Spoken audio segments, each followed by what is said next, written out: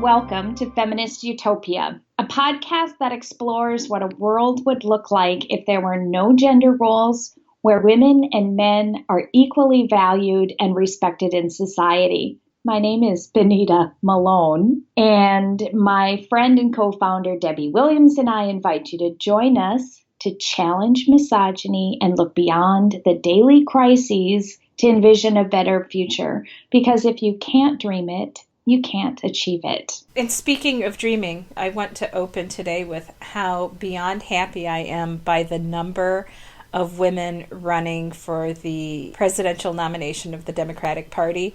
This is exactly what I didn't envision when Hillary Clinton won the nomination. I didn't understand 4 years ago what a door opener this would be. And now we have such a great group of tremendous women that have chosen to throw their hat in the ring because Hillary Clinton blazed that trail. I am excited too about all of the candidates, and I think we're going to see more before it's narrowed down to the actual nominee. Definitely stay tuned for that. But today we are talking about the art of the apology. And it is surprisingly difficult to get right. And we have a spectacular array of miserable apologies that we're going to talk about today and why they're miserable. And we can give some tips about what a decent apology looks like. The stunning array of terrible apologies really look even worse when you compare it to the one decent apology. So now everybody thinks that the one decent apology is the gold standard. And I could still see some improvement to be made there. One of the things that is interesting was pointed out in a 2010 study published in Psychological Science is that women apologize more than men. What they found in that study was that women are more likely to believe they need to apologize. Men apologize less frequently because they have a higher threshold for what constitutes offensive behavior. Well, that's a shocker. And there are some really basic characteristics of what's becoming to be termed a male apology. The first is there's no real genuine remorse. They use the apology as a way to explain what their side was. This can be summed up in the, I'm sorry you feel that way. I saw that in Neal deGrasse Tyson's apology/explanation. He didn't mean to make her feel uncomfortable, and he didn't mean to come across as creepy. Well, you were. And this is something I have explained to my teenage son multiple times. Intent in these situations doesn't matter. What matters is being open and listening to how you can change your behavior. And when they do focus on that, well, I didn't intend to do that, it turns it into victim blaming. It's her fault that she misinterpreted when I brought out the knives to cut the apple or whatever it was in the Neal deGrasse Tyson case. Well, who wouldn't be threatened by knives? And I find the victim blaming to be one of the most disgusting things about it, especially when you look at how Louis C.K. not only victim blames, but he goes even a step further. He becomes the victim, but I'm the real victim here. I swear that stuff enrages me. Yeah, the other point is the male apology. They are more like press releases for their personal and professional triumphs. Especially Mario Batali. He wrote this long apology he sent out in an email newsletter, and then he put in his recipes for pizza dough and cinnamon rolls. How in the hell could anyone think that was appropriate? So where were the people that he should be surrounding himself with, like PR or just friends who would say, Mario, that's a dumbass move? That's going back to it's not really an apology. Yes. They don't really feel like they did anything wrong. There's no genuine remorse. There's not even an explicit apology because it comes with that, but she misinterpreted her, but that's not what I intended. And it would really be nice if we didn't give as much coverage to these responses. If we could instead focus more on the survivors or the victims, because the most insidious effect of these public apologies is that they erase the victim stories. And all of a sudden, we're talking about Louis C.K., and Mario Batali, and we're talking about Liam Neeson, and not about the countless people that they harmed. And they're not even part of this story anymore. And that's a very interesting point, because through Dan Harmon's apology, he centered the woman, former writer on one of his shows called Community. Her name is Megan Gantz. He centered her and her feelings and his bad behavior in his apology. I think that should be core to any of these apologies, is centering the person or people who were harmed by the actions of the person being challenged. I definitely agree. And one of the things that really bothered me about Liam Neeson, and just a quick recap, he was on some press tour for a new movie coming out, and he talked about how one of his close personal friends had been raped by a black man. And his knee-jerk response was to become a vigilante and go out and roam the streets seeking justice on any black man that he happened to run into. The most eye-opening thing to me was, again, the systemic ingrained racism in white people who are like, oh, I get that. That makes sense. He was angry and he got over it. Isn't that good? I'm like, don't you get it? That it's the systemic racism that made him think purposely roaming in black neighborhoods with weapons was somehow a good idea in handling this. Because I guarantee if his friend had been raped by a white man, he wasn't going to go wandering around white neighborhoods looking to beat up a white man. No one has really said that, and I'm just stunned. I'm stunned that he thought it would be okay in a public forum to admit this, and it wasn't something that he was deeply ashamed of. He didn't even see it as being racist. Yes. He had no clue. And the white people that are like, gee, I might have done the same thing. Well, you're racist too. It's a racist thing to do. He didn't say, I've realized that my role in systemic racism in doing things like that is a problem. He hasn't acknowledged the racist part of it. Instead, he's like, I'm not a racist. Every time someone says to me they're not a racist, it's always in the context of them being racist. I think that's a big clue. Just like the men who say they're feminists. But it's another non-apology from Liam Neeson. And, well, I don't know the specifics of his apology. I can't remember. I just remember that it sucked. I remember it mostly saying, yeah, that was really a bad idea, but I'm over it now, was how I would sum it up. What was also offensive was how he was vaguely threatening to the reporter that he gave the story to effectively by saying you shouldn't put that in your story. Right. Let's go back to Dan Harmon and remind me a little bit about the situation with him. It was an ongoing, years-long situation. He had a TV show, I think it was on NBC. Community was a sitcom about adults at a community college.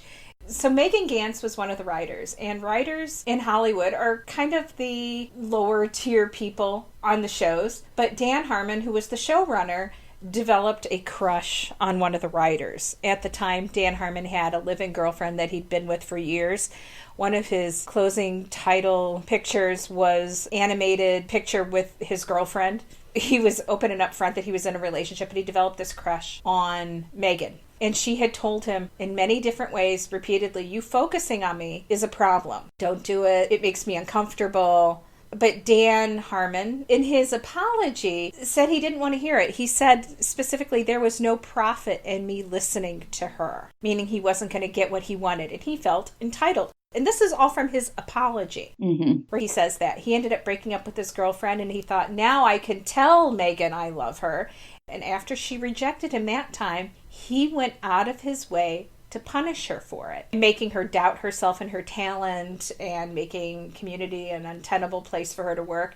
And it ended up causing disarray within the show, not just for Megan, but for the whole show. And the show ended up, I think, moving to Hulu and then got canceled. And Megan Gantz wrote about this experience in the community writer room because of Dan Harmon. And instead of saying, well, I'm sorry she felt that way, Dan Harmon took some time and reflected on it and wrote what is considered the gold standard Me Too apology, which talks about his own internal motivations that were wrong, the lies he told himself and others to get away with it, how he didn't see her as a human being, how the industry allows this to happen. In closing, he goes, the last and most important thing I can say is just think about it. No matter who you are at work, no matter where you're working, no matter what field you're in, no matter what position you have, just think about it. You gotta, because if you don't think about it, you're going to get away with not thinking about it, and you can cause a lot of damage that is technically legal and hurts everybody. This is where I think it can be a little better. It's often illegal and it hurts people.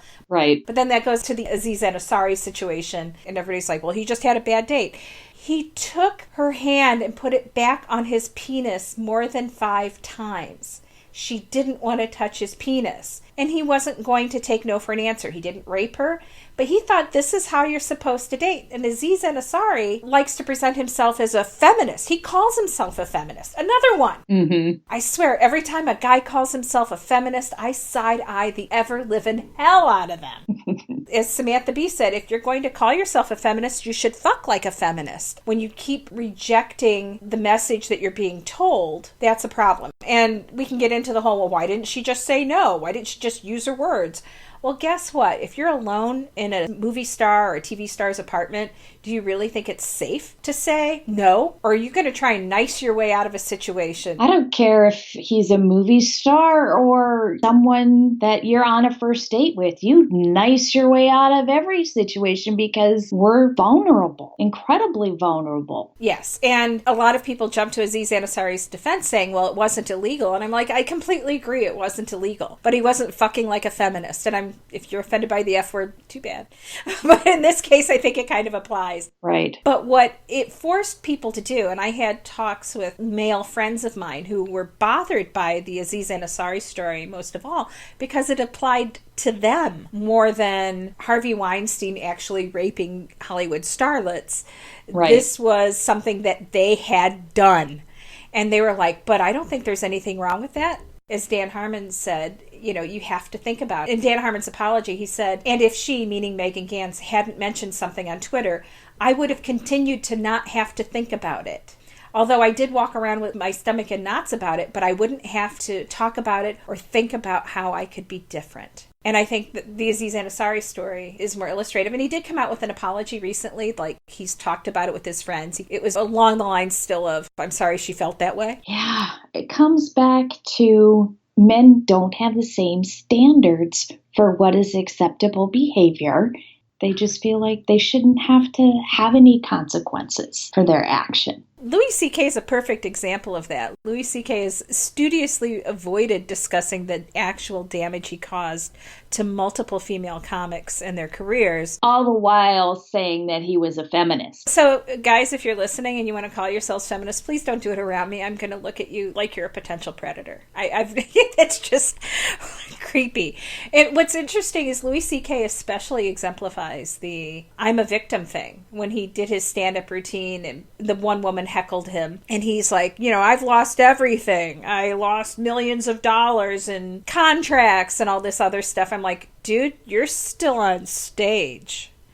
Your specials are still on Netflix. I'm not crying for you. Right. And what about the women that he hurt their careers? How much did they lose out on? What could they have become? And it's never going to happen for them. No. At all. And I could go look up their names, but I don't know their names. I know Megan Gantz. You know why? Because Dan Harmon centered her in his apology. Right. So another crappy apology, as long as we're talking about Neal deGrasse Tyson. And this one makes me sad. I'm so sad. It breaks my heart. Because I really looked up to him and admired him, and I saw him when he came to Houston. We shelled out our $75 a ticket and went to Jones Hall and had a wonderful time, enjoyed his talk. And now I feel dirty watching Cosmos. It's just ruined it for me. And that's an interesting topic we'll talk about probably in our next show about redemption, forgiveness, and how do you treat that person's work and so on. Because I think, especially for those of us in the secular community, Neal deGrasse Tyson was as close to a leader as our very chaotic secular community can get.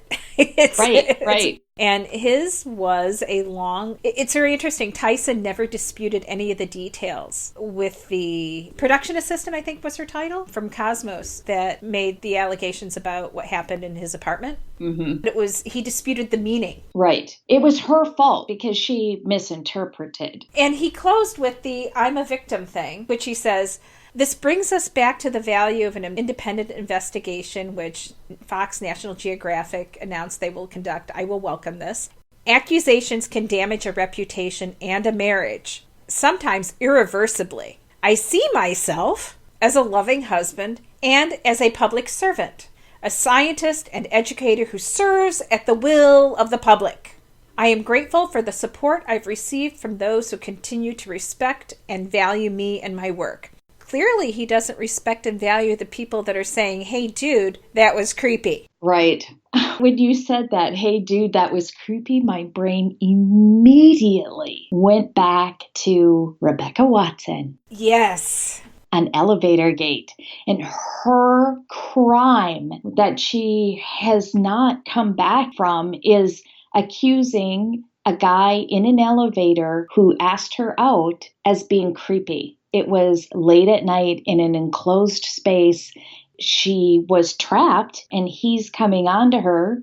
And later she said, "Hey, that wasn't okay. That's not a comfortable situation. You shouldn't do that." And all hell broke loose on this woman. And they even named it Elevator Gate. Like, how dare she set a boundary for how people treat her? How dare she? She should be flattered. Who was the one that did that? Was it Shermer? Oh, Shermer is a sexual predator, but I think it was Richard Dawkins. Richard Dawkins, who defended the person in the elevator. Yeah, I don't remember who the person in the elevator with her was. But Richard Dawkins said, basically, you should be flattered. And they were all jumping on how this poor guy was socially awkward, and these geeky guys just don't know how to talk to women. Like, it's our responsibility to educate them. Oh, no, it's worse than that, Benita. It's that we owe them sex. Oh. That's the whole foundation of the incel movement. And the incel movement didn't happen in a friggin' vacuum. It happened because this is some of the institutionalized misogyny that guys grow up with, that they are owed women's bodies. And it goes to reproductive rights, it goes to birth control, abortion, because up until fairly recently, there was no such thing as marital rape. Right. So that was what offended me the most about what Richard Dawkins said, and all these guys saying, you know, poor guy, he was just trying to ask a hot girl out, can't blame a guy. Yeah, I can. And she can say no, and she can say, and don't do that again.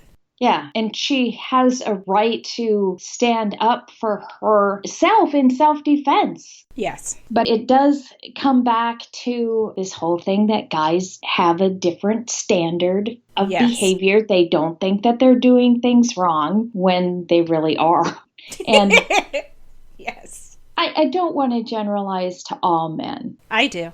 I do want to make that, I want to make that clear that we're not total man haters, but the overwhelming examples in the public that we hear about, though, are men behaving badly. Well, and of course, we'll probably get someone to say, well, what about this woman? Well, you know what? Institutionalized misogyny. Women have learned to get ahead and to get what they want and to have power is to behave by the prevailing standards, which are set by men. And so when you say, not all men, yeah. But I have to say, watching my son grow up in this hyper-masculinized, male-oriented society, Western society, I really have to watch him and check him because misogyny is the air we breathe. Yeah. He learns these lessons a subtle variety of ways. And so even my husband, who I've been with forever, I'll say something sometimes. I'm like, hey, you need to watch that, because that's what institutionalized misogyny looks like. And so these are the lessons that all men need to hear. That's true. And I think that this whole male apology and the criteria that we were discussing earlier, it makes them uncomfortable to think that they have to actually start policing themselves and their behavior in the same way that women have been policing themselves since the dawn of time. It's your responsibility to think, how could this be misconstrued? It isn't the woman's responsibility to read your mind and think how you're trying to mean it. It's your responsibility to make sure that you behave in a way that is unambiguous. Yes, and it's so funny because I talked with a female person who's probably going to listen to this podcast, and yes, I mean you, whose initial response was, what was that girl doing in Neal's apartment alone with him? And I'm like, whoa, whoa, whoa, flip that. What was Neal doing in his apartment alone with that young woman? Exactly. I mean, he was her boss in a position of power. Yes. Could certainly fire her. Yes, yes, yes. She has to go along to get along because her livelihood is at stake. Yes. Why wouldn't she be there? Would be my question. But I just wanted that person to think about specifically why her internalized misogyny, it didn't even occur to her that maybe Neal deGrasse Tyson should have taken some care himself instead. So when these guys say, well, fine, I just won't say anything. I just won't ask any girl out at work. Yay! Hooray! That's what you should do. Right. You should think about your situation. I'm never going to talk to a girl again. If only that were true. But let's be honest. Yeah, you're right. There are those people, and it's not just men, but it's men and women too that say, oh, there's so many negative consequences for the men that are accused. Their careers are ruined. They're never going to be able to come back. And no matter what they say, the liberals or the other women aren't going to be satisfied. And that is patently not true. It is so not true. Dan Harmon, the gold standard apology, which I would have tweaked a little bit, but still compared to every other single one, he owned it. He does Rick and Morty now. It's an animated show, extremely popular, especially with younger people. His career has leapt forward since he did this, and Megan Gantz's career has too. So when you do it right, no one's raking Dan Harmon over the coals at all. His life just went on. Right. I don't think we're asking too much of an apology. The minute you start promoting your own self in your supposed apology, that's not going to work. But let's talk about how to apologize. And the first thing, this is pretty obvious, is to say you're sorry.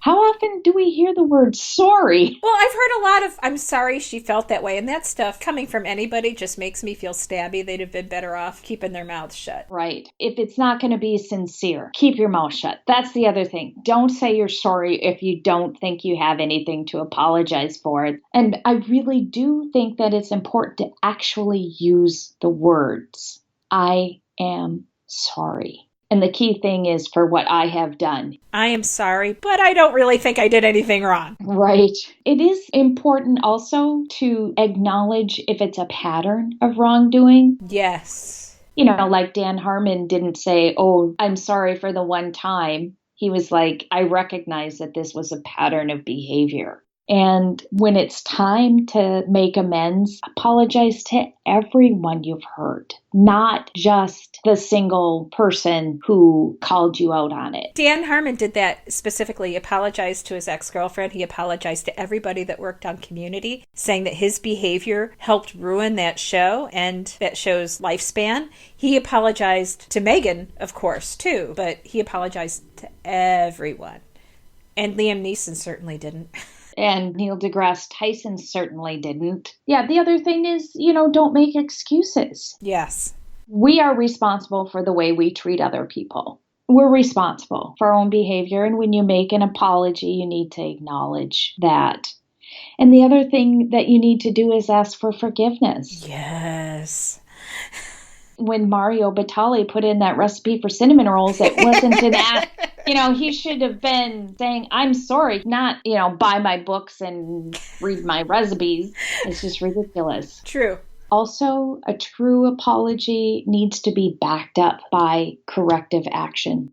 Saying you're sorry isn't enough on its own. You have to make reparations if it's at all possible. And these are apology rules that I think we should all be using, but especially these Me Too apologies and these grand public apologies. The corrective action component is crucial. And it isn't in a, well, I guess I just won't be alone with a woman ever again. That's not a corrective action. But saying, like Dan Harmon did, he realized he had to think about his behavior moving forward. And Aziz Ansari said he had to rethink how he dates and what consent looks like. That's important. Yeah, and the other piece of that is doing your best to avoid it happening again in the future. And when you recognize and articulate what it was that you did wrong, that's a first step in being able to avoid repeating that behavior. It isn't an apology if you go out and do it again. Yes. The other issue about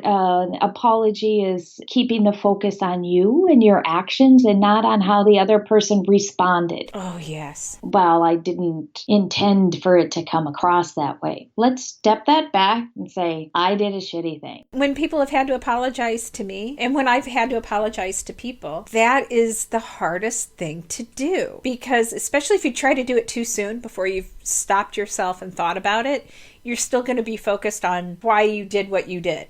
And Dan Harmon, again, the gold standard, stepped back and focused on his own actions and how unacceptable they were. It didn't say, well, Megan wore a tight sweater that day. She wanted me to look at her. Right. You never did any of that. But you see that a lot in a lot of apologies, even among friends. Well, I was having a bad day and I did that. But focusing on, sorry I yelled at you. That was unacceptable. And the next time I'm just going to take myself out of the situation if I get that emotional.